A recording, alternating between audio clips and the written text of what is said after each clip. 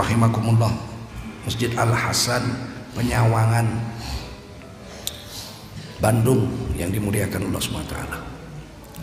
Wajiblah kita bersyukur pada Allah SWT.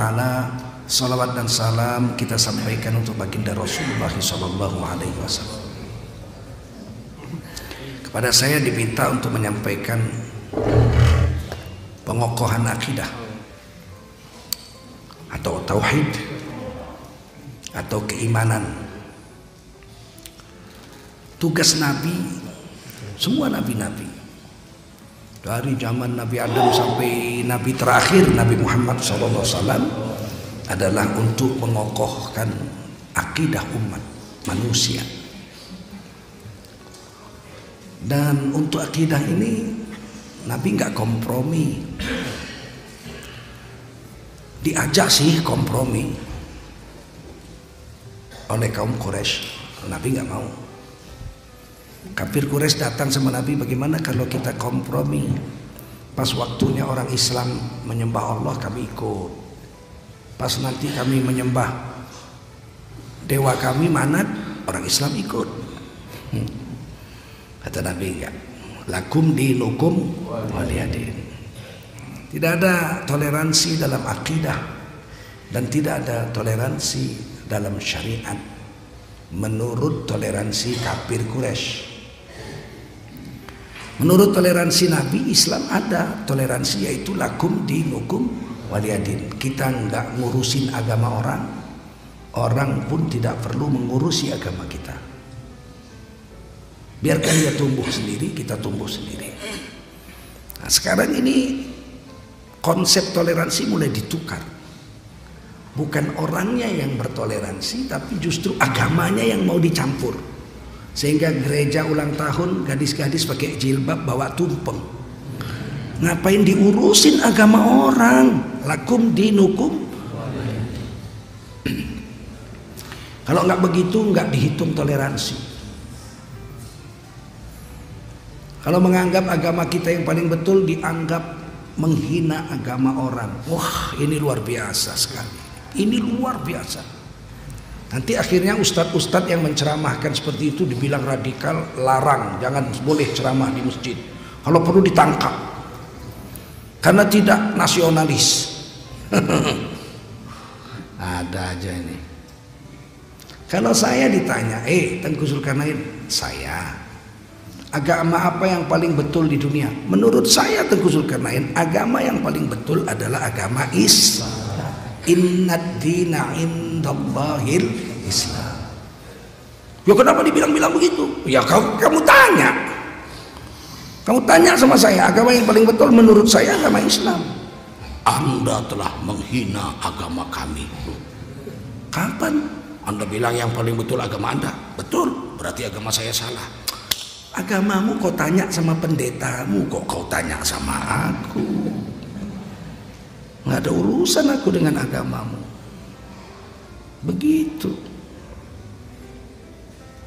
Ada orang nanya, rame-rame orang RT saya kumpul, saya undang makan malam, makan mie rebus ala Medan.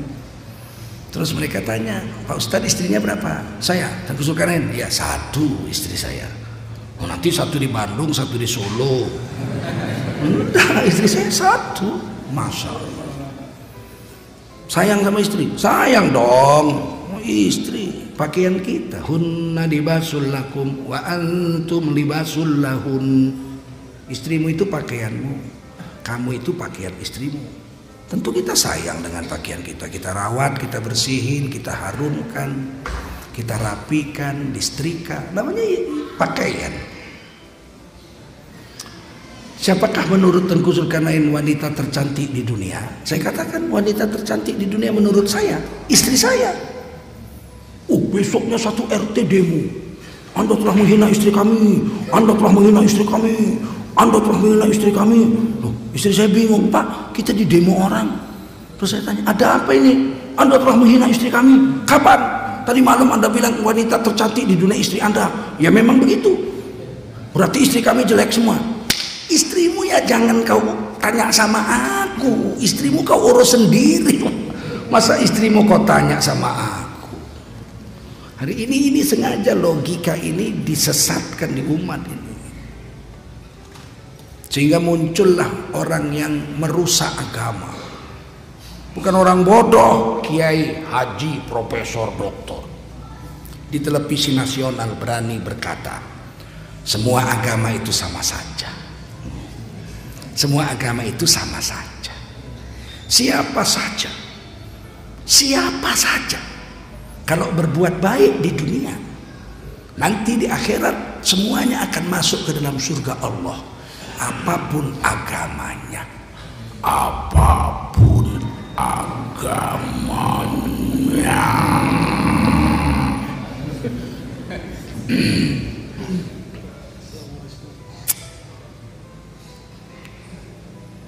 Ini pemikiran sesat yang sekarang dipaksakan untuk diterima oleh seluruh masyarakat Islam Indonesia. Siapa nggak terima berarti Islam radikal, pemecah belah NKRI, anti kebinekaan. Justru bineka itu berbeda-beda, betul nggak? Betul nggak? Bineka Tunggal Ika itu walaupun berbeda, tapi tetap satu dalam wadah NKRI. Kalau semua harus sama, pemikiran harus seragam, ya bukan Bineka Tunggal Ika namanya, Ika Tunggal Ika. Ika Tunggal Ika. Nggak boleh berbeda, berarti Ika Tunggal Ika. Coret aja itu yang di bawah kaki burung Garuda itu, Ika Tunggal Ika, begitu. Karena nggak boleh berbeda sama penguasa radikal. Asal berbeda dengan penguasa radikal. Mengkritik pemerintah, pegawai negeri pecat, tentara copot, apa-apaan ini. Bung Karno itu bom sama seorang pilot muda, hancur kursi kepresidenan. Untung Bung Karno nggak lagi duduk situ. Dihukum mati ke pilotnya? Enggak, dibebaskan sama Bung Karno. Saya perlu pemuda-pemuda seperti ini. Begitu Bung Karno. Bung Karno.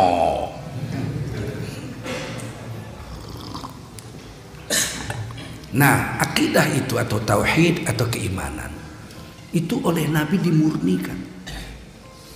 Nabi mengajarkan la ilaha illallah sejak zaman Nabi Adam sampai Nabi Muhammad yang terakhir. Selain Allah dinafikan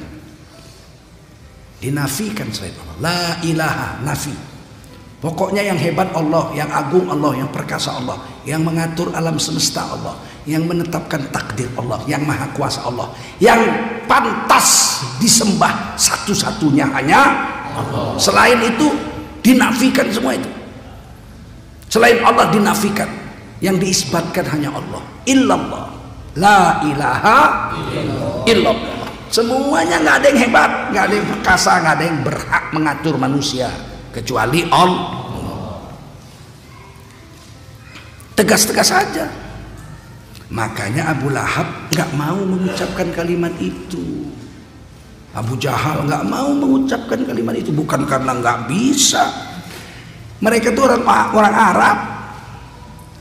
Kalau mau masuk Islam tinggal angkat tangan aja. Asyhadu an la ilaha illallah wa anna Muhammad Rasulullah. Aku bersaksi tiada sesembahan kecuali Allah dan engkau Nabi Muhammad adalah Rasulnya Allah. Nggak diajar-ajari. Kalau orang Indonesia baru mau Islam. Orang Barat lidahnya susah. Saya mengislamkan lebih 200 orang di seluruh dunia. Hanya 3 atau 4 orang mungkin yang langsung bisa ngucap. Kalau yang lain satu-satu. Asyhadu Allah bukan Allah ilaha illallah bukan ilallah illallah ilallah. Satu-satu.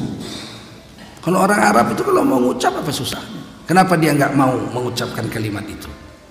Karena tidak mau memikul konsekuensi kalimat itu, yaitu dengan membuang semua yang dianggap agung dengan menggantikan hanya satu, yaitu Allah. Dia punya 360 sesembahan. Apakah orang kafir Quraisy itu tidak mempercayai adanya Allah? Oh, dia percaya. Allah ada apa enggak? Percaya mereka. Dalam surah Yunus ayat 31 di situ. Coba tanyakan sama orang-orang kafir Quraisy itu. Siapa yang menciptakan langit dan bumi? Mereka akan jawab, Allah. Siapa memberi rezeki? Allah. Fakul afala yu'minun. Tapi kenapa kamu nggak yakin sama Allah saja? Oh, kami menyembah Allah, tapi timpu-timpu lain kami menyembah yang lain. Karena yang lain ini menyampaikan kepada Allah itu namanya musyrik. Apa namanya? Disyirikatkan, dikongsikan Allah dengan makhluk yang lain. Yang jaga kami Allah, tapi Nyai Roro Kidul perlu.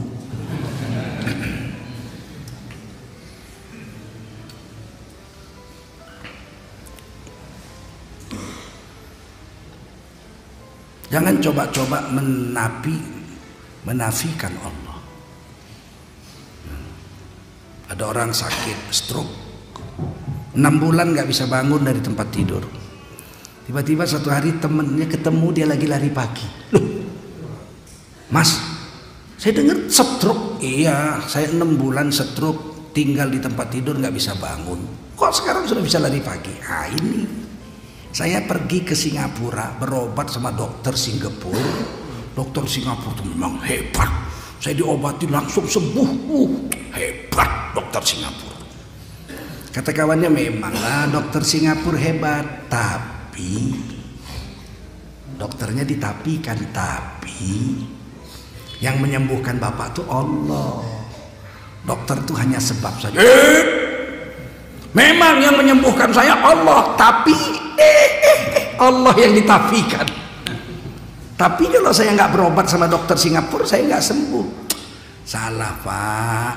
Dokter itu hanya sebab saja mengobati bapak. Yang menyembuhkan bapak Allah. Memang dokter itu yang memberi obat, yang merawat. Tapi dokternya ditafikan. Yang menyembuhkan bapak adalah Allah.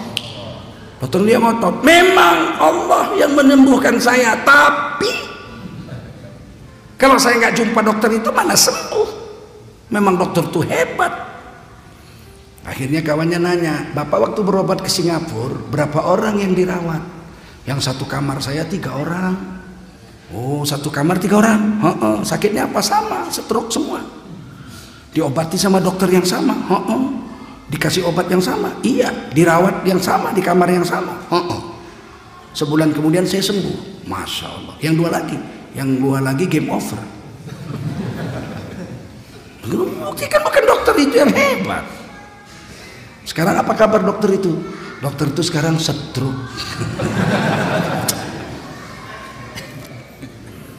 Inilah mengokohkan akidah itu. Semuanya selain Allah kita nafikan. Yang kuasa, yang hebat, yang perkasa, yang agung adalah Allah. Bisa kira-kira memahamkan itu? Jangan campur-campur. Tidak perlu campur-campur. Ya tapi Pak, itu kalau kita masuk ke hutan sana, hutan itu keramat, Pak. Mana ada hutan keramat? Yang keramat itu adalah orang-orang soleh yang diangkat jadi wali Allah. Hutan nggak ada keramat. Sana ada Pak keramat kambing. Aduh, kambing keramat. Yang di sana ada Pak keramat kuda. Waduh, kuda keramat. Yang keramat itu adalah wali-wali Allah, para aulia. Keramat itu bahasa Arab asal kata karomah, artinya mulia. Orang keramat, orang mulia. Mana ada kambing keramat? Enggak pernah sholat kambing, mandi aja nggak pernah kambing. Mana bisa kambing jadi keramat? Paham? Paham? Kata Umairama, bukannya gunung cereret cet, tempat kau meminta. Bukan lautan cereret cet, tempat kau memuja, bukan pula dukun tempat kau menghibah, bukan kuburan tempat kau memohon doa. Tiada keramat yang ampuh di dunia selain dari doa ibumu jua. Kalau doa ibu keramat, doa ibu yang solehah doa bapak keramat, wali-wali, orang-orang soleh, hafiz-hafiz Quran, mujahid-mujahid, karomah. Kalau dukun keramat nggak? Entah mandi entah nggak dukun. Ku tengok dukun jorok-jorok. Oh dukun sekarang modern pak, iya. Tapi aneh-aneh dukun itu. Dan yang datang ke dukun tuh aneh-aneh juga. Kenapa dukun disebut orang pintar?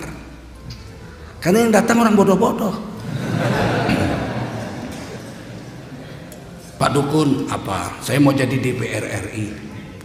Profesor doktor. Saya mau jadi DPR RI pak. Saya doktor S3 pak. Tolong pak dukun doain saya jadi DPR RI. Kata dukun bisa, tapi maharnya ya agak besar, 100 juta. Waduh, saya mana bawa uang sebanyak itu? Oh ada gesek, udah saya sediakan. Oh dukun modern. Ada gesek.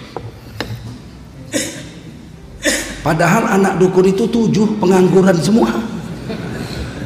Kalau memang dia sakti, anaknya dong jadi DPR, betul nggak? Aduh, kenapa dia dibilang orang pintar? Karena yang datang orang bodoh.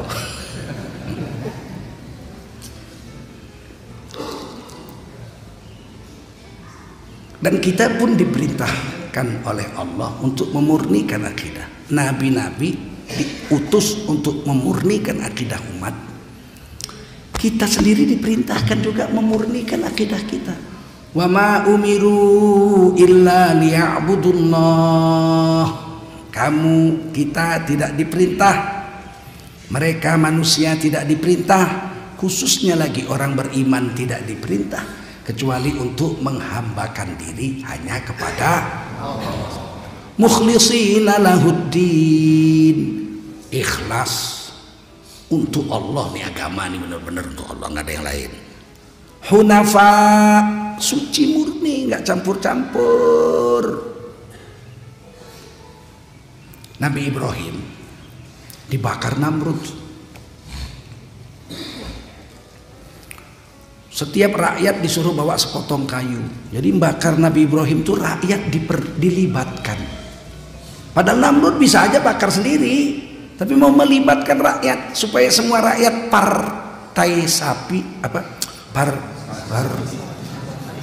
partai sapi apa partisipasi supaya rakyat partisipasi ikut membakar pejuang akidah. Satu orang bawa satu kayu, satu orang bawa setinggi bukit kayu, satu negara bawa kayu dibakar. Apinya panas 2 kilometer. 2 kilometer orang nggak berani deket, panas. Udah menyala api, kata Namrud, campakkan, buang Nabi Ibrahim ke api. Lapor bos, nggak bisa. Kenapa? Panas. Jarak 2 kilometer, bagaimana buangnya? Nggak bisa dibuang. 2 kilometer. Apinya kegedean. Datang iblis, gampang, diketapel aja. Iblis tetap aja itu, ada iblisnya itu, gampang diketapel aja. Dibikin ketapel raksasa dari tiang rumah Namrud. Jadi kalau rumah tiangnya 2 gitu di depan rumah, saya teringat istana Namrud saya. Dibikin ketapel besar, Nabi Ibrahim diikat pakai rantai, ditarik rame-rame itu ketapel. Wah, Nabi Ibrahim terbang 2 kilometer menuju api. Saat terbang menuju api itu beberapa detik aja, malaikat Jibril datang. Ibrahim, saya malaikat Jibril, sahabatmu. Saya akan menyelamatkanmu dari api ini. Malaikat Jibril yang nawari, bukan Kisabdo ke Jibril. Kata Nabi Ibrahim, apakah engkau datang menyelamatkan saya atas perintah Allah? Oh bukan, saya sendiri, keinginan saya, karena kita bersahabat dan saya mampu menyelamatkan kamu. Saya malaikat Jibril, ditiup gitu aja mati tuh api. Saya mampu, mau nggak? Nabi Ibrahim bilang, kalau dari kau nggak usah. Kalau dari kamu pertolongan ini nggak usah. Fala, nggak mau. Tuh, dari saya nggak mau. Saya hanya mau dari Allah. Hasbiyallahu wa ni'mal wakil, ni'mal maula wa ni'man nasir. Aku hanya mau Allah saja yang menyelamatkan aku. Yang lain nggak mau. Biar Allah yang menyelamatkan saya, karena saya pejuang agama Allah. Langsung Allah perintah, wa qulna ya nar kuni bardan. Maka Allah berfirman, hei api, dingin. Kalau sampai situ aja Allah perintah, niscaya Nabi Ibrahim mati beku di dalam api itu. Tapi Allah sambung, wassalaman ala Ibrahim. Dinginnya membawa keselamatan bagi Nabi Ibrahim. Jatuh ke api, Nabi Ibrahim santai, kayak di Pengalengan. Sejuk, nyaman, selamat. Tapi rantai Nabi Ibrahim semuanya lumer saking panas. Orang di luar 40 hari kepanasan. Jubah Nabi Ibrahim, jenggotnya, alis, bulu-bulu kulit-kulitnya selu tenang, nggak ada apa-apa. Nabi Ibrahim nyaman di dalam api itu, diberi makan, diberi minum oleh Allah. Makan minum lewat udara. Oh, bisa. Innama amruhu idza arada syai'an ayyaqula lahu kun. Nabi Ibrahim cuma 40 hari aja dikasih makan lewat udara. Sahibul Kahfi dikasih makan lewat udara 300 tahun Masehi atau 309 tahun Hijriah. Makan lewat udara. Kenyang. Kenyang apa enggak? Nanti orang-orang beriman jumpa Dajjal. Siapa enggak beriman sama Dajjal dibunuh. Makanan diambil Dajjal sehingga kita nggak punya makanan apa-apa. Semua dikuasai Dajjal dan tentara-tentaranya.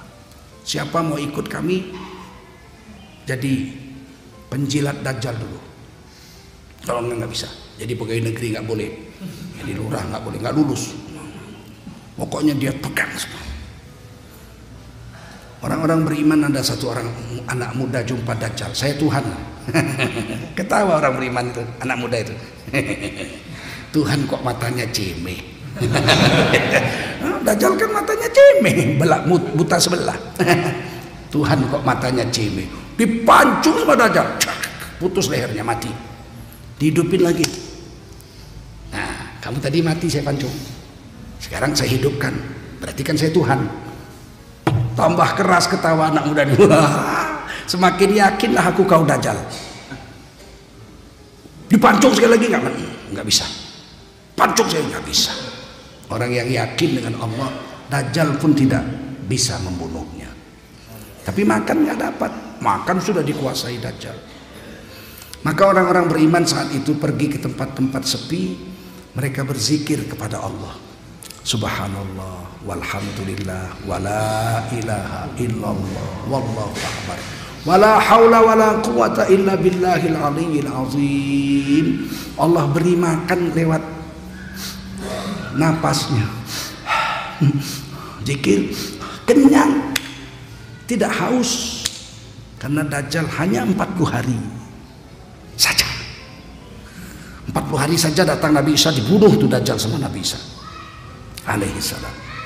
Tapi 40 hari Dajjal itu kesengsaraan luar biasa. Hari pertama Dajjal turun di Iran. Dajjal turun di mana? Di Iran, di Isfahan. bukan di Wonosobo.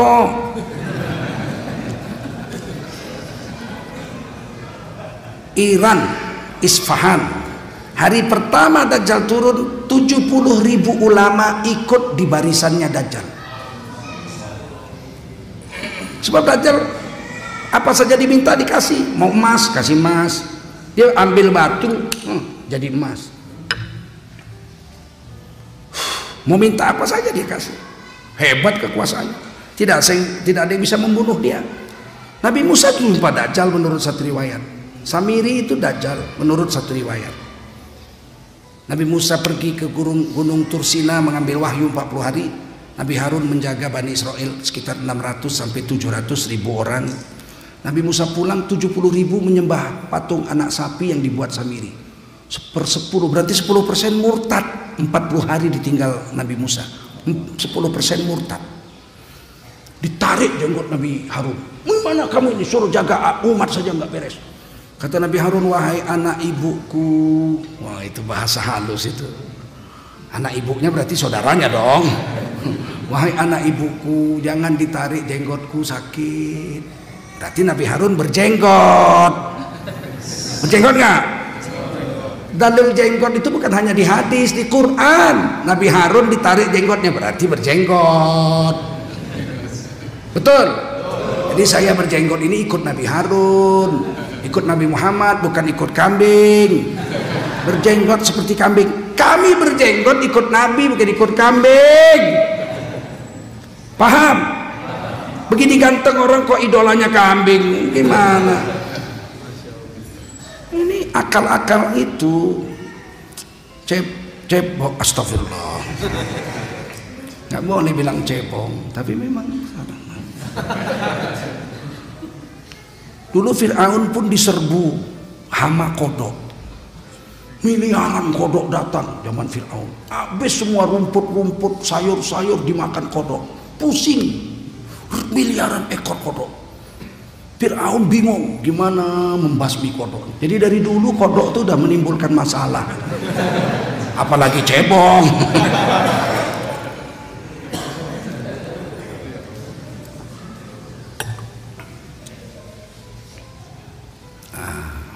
Jadi Nabi Ibrahim dibakar itu yang menolong siapa?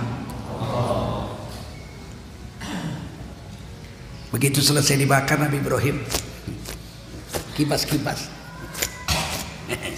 santai keluar. Bingung Namrud. Ini kalau ikhlas kepada Allah, sebagaimana nanti kaum muslimin jumpa Dajjal, ikhlas kepada Allah. Kita latihannya mana tahu ketemu Dajjal. Belum sih, kalau perasaan saya sampai mati kita nggak ketemu. Tapi bibit-bibit anak buah Dajjal sudah ketemu. Kalau Dajjal belum, karena Dajjal itu dibunuh oleh Nabi Isa nggak lama kemudian dunia kiamat. Jadi belumlah, kita belum kiamat. Katanya kiamat udah deket, jauh. Karena kiamat itu nggak akan menimpa dunia kecuali hanya atas manusia kafir-kafir saja. La taqumus sa'ah illa ala syirarin nas. Hadis sahih Muslim. Kiamat tidak akan datang kecuali di dunia tinggal orang kafir semua. Kalau masih ada orang Islam satu aja, kiamat nggak datang. Hadis Muslim juga, la taqumus sa'ah hatta la yabqa ala wajhil ardi man yaqulu Allahu Allah.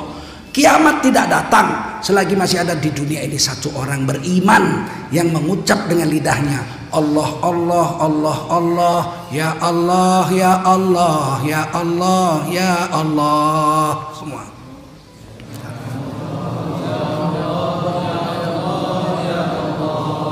Ya Allah ya Allah ya Allah ya Allah ya Allah ya Allah ya Allah. Nggak datang kiamat.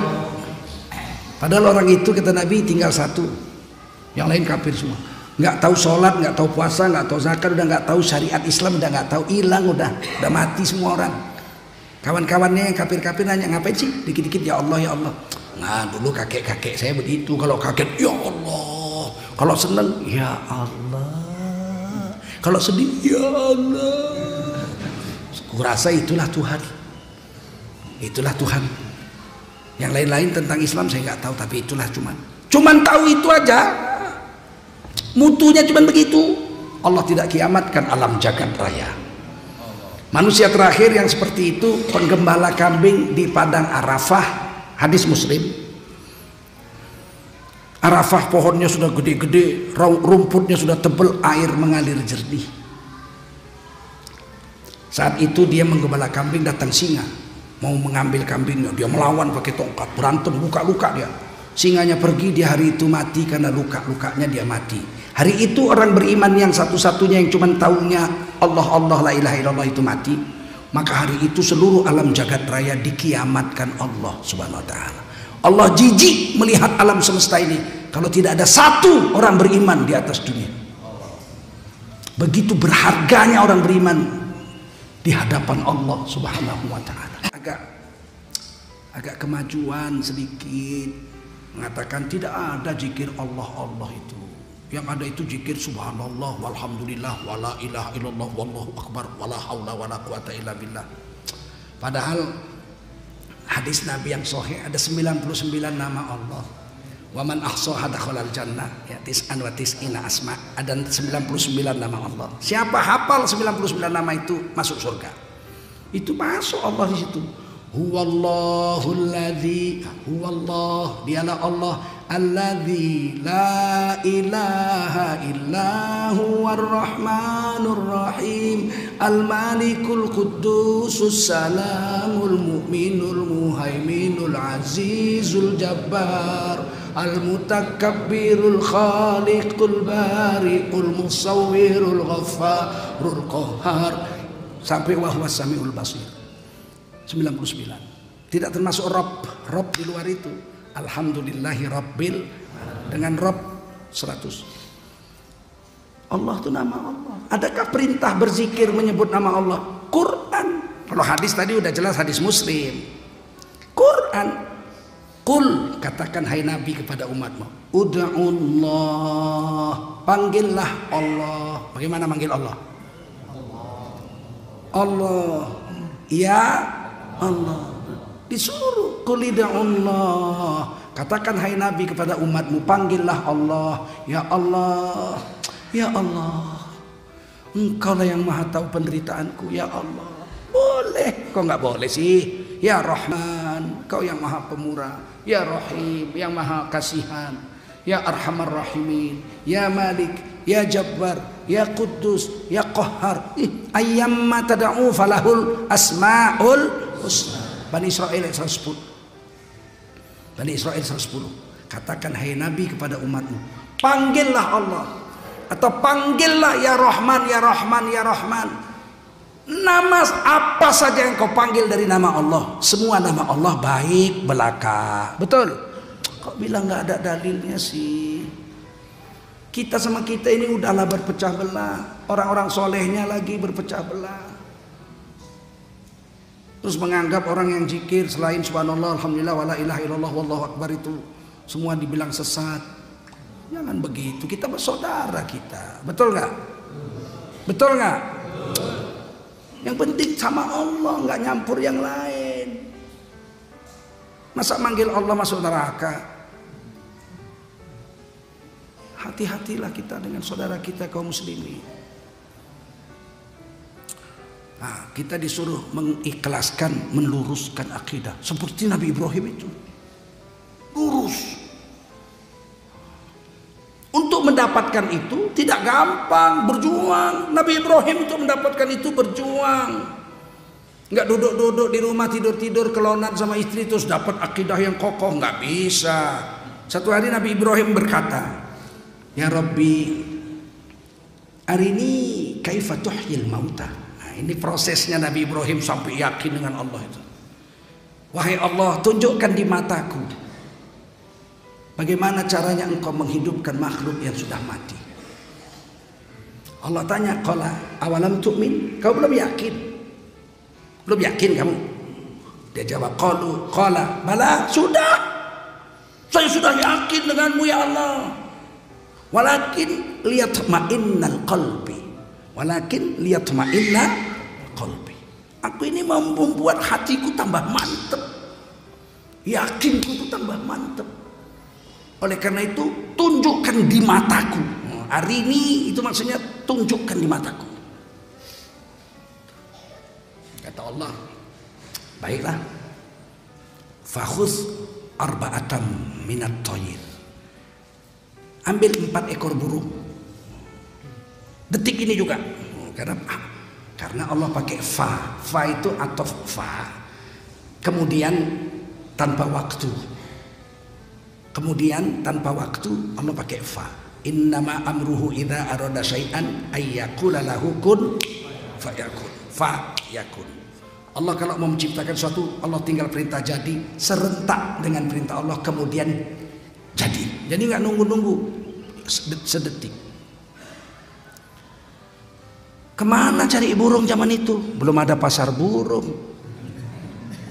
Di sini pasar burung di mana? Ada sini. Kalau di Jakarta Jalan Pramuka. Kalau di sini Camika. Kalau sekarang sih gampang, ambil burung 4 ekor, 40 ekor pun bisa. Pergi ke Camika ya, naik ojek dikit-dikit sampai. Zaman itu mau di mana cari burung? Dipikat nggak jinak. Dipikat yang gede-gede dipikat, mungkin seminggu 3 hari dapat, tapi nggak jinak. Dipanggil nggak mau datang. Maka terpaksa Nabi Ibrahim cari burung itu yang baru netes supaya dilatih jadi jinak. Lama burungnya burung-burung langka pula, gagak. Kemana nyarinya itu?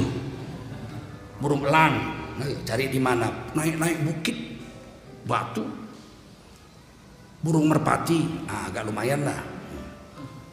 Burung yang keempat ayam.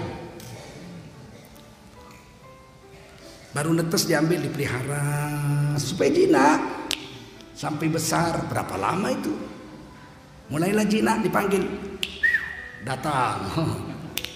Oh datang, udah jinak tuh. Kata Allah setelah jinak, fasurhun ilaik. Setelah jinak segera sembelih.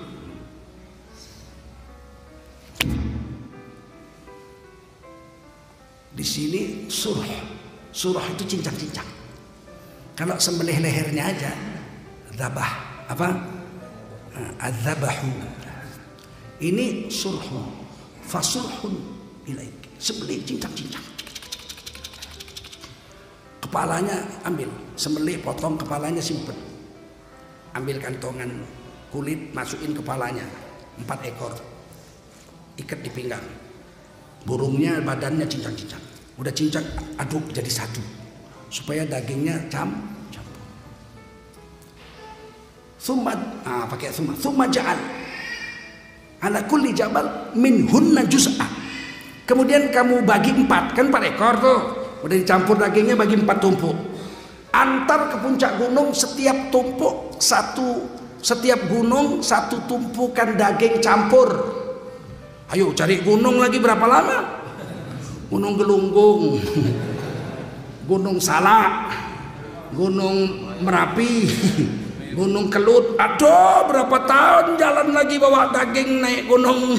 Harusnya busuk tuh daging, betul nggak? Diantar naik gunung ini turun, bawa lagi 1 ikat, tumpukan daging campur, letak puncak gunung sana, letak puncak gunung sana, letak puncak gunung sana. Pakai summa da'uhun, kemudian panggillah sebagaimana kau manggil waktu burung-burung itu sudah jinak waktu hidup. Berterbangan dagingnya itu di depan mata Nabi Ibrahim. Berterbangan daging itu, nyari kawannya masing-masing. Kan dia lihat dengan mata. Berterbangan. Tiba-tiba yaktina kasaian. Itu burung itu datang lari-lari, sayan. Burung itu lari-lari menjumpai Nabi Ibrahim. Dari puncak gunung sana turun gagak, dari puncak gunung sana turun elang, dari puncak gunung sana turun merpati, dari puncak turun ayam. Tidak terbang, lari-lari kecil.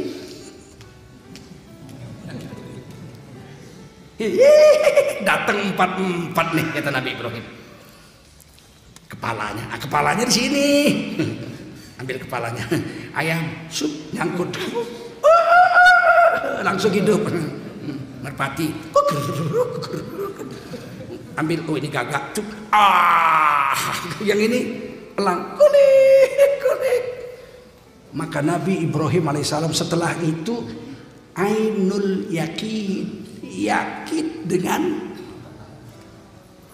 meningkat dari yakin menjadi ainul yakin. Jadi latihan, mana ada tidur di rumah mijit-mijitin hidung istri, yakin mana bisa. Nyari burung, melihara burung, motong burung, ngantar ke puncak-puncak gunung itu kira-kira bawa istri apa enggak? Bawa istri enggak? Jadi kenapa kalian bilang jemaah tabligh sesat? Datang dari masjid ke masjid untuk meningkatkan yakin sama Allah. Nabi Ibrahim aja meninggalkan istri cuma cari burung aja. Supaya dapat apa? Supaya dapat ya ainul yakin. Tapi ketika dibakar Namrud, keyakinan Nabi Ibrahim meningkat menjadi hakul yakin. Sampai Nabi Ibrahim ditawari malaikat Jibril mau. Kita ditawari dukun aja mau. Nabi Ibrahim ditawari malaikat Jibril nggak mau. Datang itu nanti setan-setan itu. Oh itu Nabi Ibrahim. Anda itu bukan Nabi Ibrahim. Jangan perasaan kayak Nabi Ibrahim. Anda itu preman. Anda itu tukang jeruk. Anda itu ustadz abal-abal. Kita ini mau niru Nabi Ibrahim. Untuk apa kisah itu ditulis di Quran?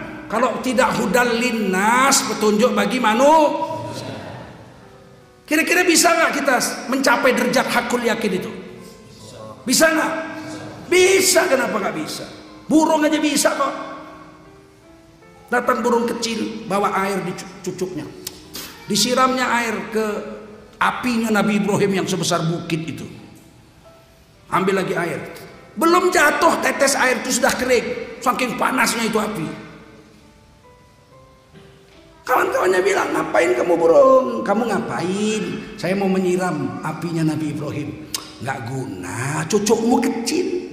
Air yang kau ambil itu cuma satu tetes. Belum lagi sampai ke api, airnya sudah menguap jadi uap saking panasnya api. Perbuatanmu itu sia-sia. Dari dulu sudah ada itu setan-setan begitu. Dari kalangan burung. Apa kata burung kecil ini? Saya tidak peduli. Yang penting saya membantu agama Allah. Soal nggak ada bekasnya, nggak ada manfaatnya kelihatan atau tidak, saya tidak peduli. Saya akan tetap menyiram api Nabi Ibrahim itu sampai api itu padam. Walaupun tidak nampak manfaat apa-apa, tapi aku berharap di hari kiamat aku akan dicatatkan oleh Allah sebagai hamba Allah yang membela agamanya. Tidak ada hasil nggak apa-apa, yang penting kita bela agama, betul? Agama tidak perlu dibela. Siapa mengatakan agama perlu dibela berarti menuduh Allah itu lemah. Sontoloyo. Kita membela agama untuk kita, bukan untuk kita. Sholat menyembah Allah untuk siapa? Untuk kita, bukan untuk Allah. Seandainya seluruh dunia memboikot Allah, nggak ada yang sholat, mogok sholat, apakah Allah menjadi lemes? Dulu saya SMP pernah nonton film Olympus, dewa Zeus, penguasa alam semesta menurut orang Romawi. Di film itu Zeus dengan dewa-dewa yang lain sedang musyawarah. Dia bilang apa? Saudara-saudaraku para dewa, akhir-akhir ini aku bertambah lemes, tenagaku hilang. Loh kenapa? Kata kawan-kawannya, aku juga begitu Zeus, lemes. Karena manusia sudah berhenti. Mulai banyak yang berhenti menyembah kita. Jadi aku dan kamu semua jadi lemes. Untunglah saya orang Islam. Saya ketawa tuh. Aduh, lucu kali saya rasa film itu. Kalau kita Allahu Akbar, seluruh dunia mogok sholat, Allah tetap Allahu. Seluruh dunia menyembah Allah, Allah nggak bertambah besar, dia tetap Allahu Allah yang paling besar. Itu akidah kita sama Allah. Betul? Nggak usah sanksi. Kita membela Allah, membela agama Allah karena disuruh Allah. Salah satu ayatnya yang paling indah adalah surah As-Saff ayat terakhir.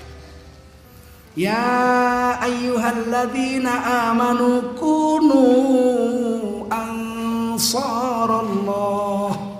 Indah sekali ayat ini. Perintah ini. Wahai kamu yang beriman jin atau manusia, jadikanlah dirimu penolong-penolong agama Allah. Disuruh.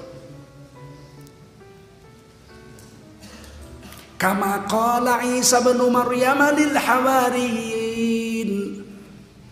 Sebagaimana Nabi Isa alaihissalam berkata kepada kaum Hawariyun, Man ansari ilallah. Siapa di antara kamu 12 muridku ini yang mau membantu agama Allah?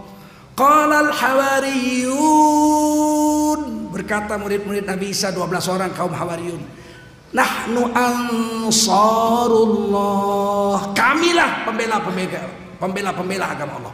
Diambil kalimat itu sama pemuda Ansor. Sehingga lambang Ansor, lambang Banser, ada tulisannya Nahnu ansarullah. Kami pembela agama Allah. Banser. Nahnu ansarullah. Itu kalimat diambil dari Quran surah As-Saff itu. Banser itu menyamakan dirinya dengan kaum Hawariyun, pembela agama Allah.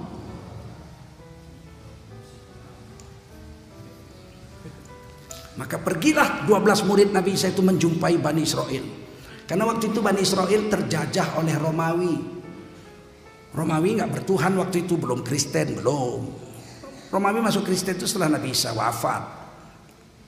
Maka Romawi mau bikin stadion olahraga, gladiator, bunuh-bunuhan, main pedang, naik kuda, main tombak, main panah, mau ditonton rakyat, keperkasaan pendekar-pendekar Romawi.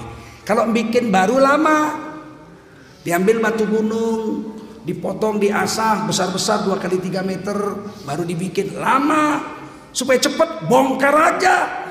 Sinagognya orang Yahudi, masjid-masjidnya bongkar, batu-batu besar. Di sana enggak batu bata Pak, batu gunung 2 kali 3 meter, 2 kali 2 meter, begitu gede-gede kayak Masjidil Aqsa itu. Batu-batu itu disusun jadi gedung. Tinggal bongkar aja, ambil, bikin jadi stadion. Hancurin itu masjid-masjid, sinagog jadiin stadion. Kuburan orang-orang soleh, bongkarin batunya, jadiin stadion. Terhina Bani Israel. Masjidnya dihancurin, kuburan-kuburan orang solehnya dihancurin. Maka kata Nabi Isa, Allah perintah, siapa di antara kamu mau membela agama Allah? Fa'amanat ta'ifatum min Bani Israel. Sebagian Bani Israel bangun bela agama. Saya mau bantu. Wa kafarat ta'ifah, separuh lagi nggak mau. Bersekutu dengan Romawi penghancur agama. Nggak ada yang ketiga, nggak ada ketiga. Hanya ada 2. Ketika agama terhina, ketika agama ditekan, ketika agama dipinggirkan, ketika agama dianggap sebagai penghalang kemajuan, hanya ada 2. Kamu bangkit bela agama, atau kamu bersama dengan orang-orang yang menghancurkan agama. Tidak ada golongan ketiga dalam ayat ini. Nggak ada bilang saya itu netral, tidak berpihak sana, tidak berpihak sini. Saya itu tengah-tengah. Saya cuman diam saja. Astagfirullah Rabbal baroya. Nggak ada. Kami ini para ustadz, kalau boleh milih diem. Selamat.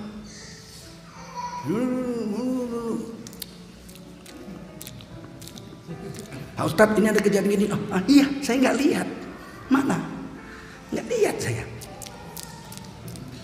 Aman di dunia, di akhirat Siapa melihat kemungkaran, dia berilmu, dia tidak cegah dengan ilmunya, maka orang-orang alim yang membiarkan kemungkaran akan dipasang tali kekang di leher, di mulutnya.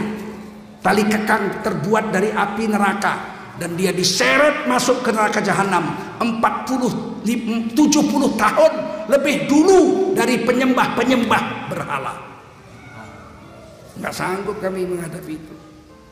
Maka kami ngomong, terserah aja, mau bilang radikal, mau bilang anti Pancasila, emang gua pikirin.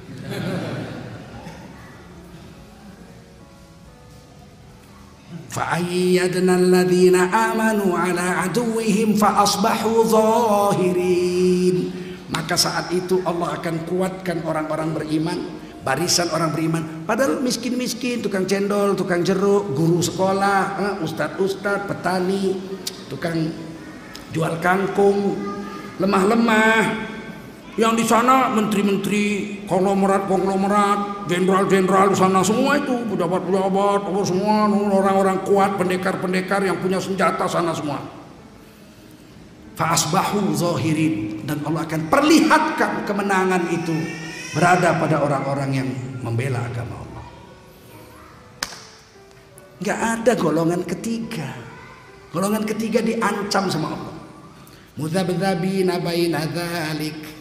Mereka terombang-ambing antara keadaan yang hak dengan keadaan yang batil. La ilaha ula wa la ilaha ula. Kami ini nggak berpihak ke sana dan kami tidak berpihak ke sana. Kami di tengah-tengah. Mudzabdzabina baina dzalik, terombang-ambing antara yang hak dengan yang. Selamatkah mereka? Jadi nggak ada kelompok ketiga tuh, nggak ada. Yang paling sial hari ini ketika ada pejuang-pejuang agama yang memurnikan tauhid, ada kelompok komunitas yang menampung sampah-sampahnya. Ketika kita katakan mari murnikan akidah, sembah Allah saja, la ilaha, jangan kita campur-campur dengan Nyai Roro Kidul, babi ngepet, tuyul, apa lagi, ketek, rojo ketek, segala macam itu nggak ada. Kita la ilaha, jangan pakai sajen-sajen untuk Nyi Blorong, untuk Petro, untuk Kismar, nggak usah. Terus ada yang bilang, oh kalau kamu ditolak sana, kami bersedia menampung Anda. Jadilah Anda Islam model kami. Sholat boleh, ruatan Nyai Roro Kidul boleh.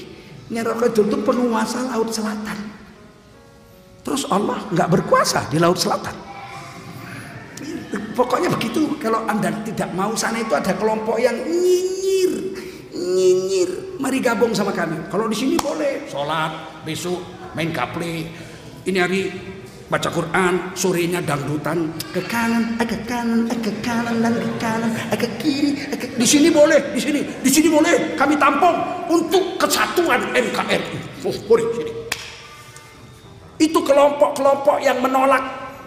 Itu adalah kelompok radikal, anti persatuan. Wahabi, Wahabi.